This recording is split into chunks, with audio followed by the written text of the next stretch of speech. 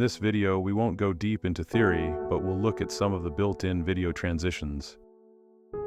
For all standard transitions, the common limitation is that it's impossible to place a transition from the end of one clip to the beginning of another if there is no extra footage. In this case, you get what's called a hard cut. To apply a transition, you need space. Ideally, the final part of the first clip and the beginning of the second clip should be trimmed.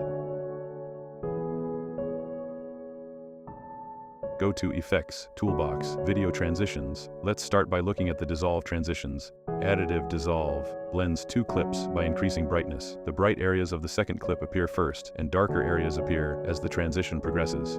Blur dissolve blends clips through blur.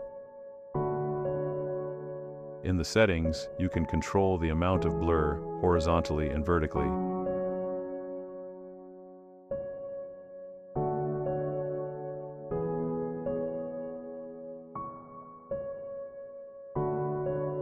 Cross dissolve dissolves one clip into another. Since this transition is very universal, it can be added simply by right-clicking on the cut between clips.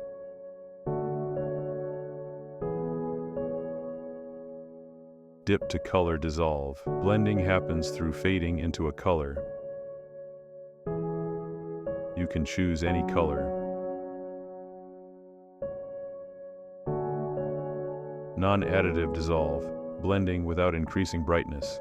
Similar to additive dissolve, but the second clip begins to appear in the darker areas first. Smooth cut.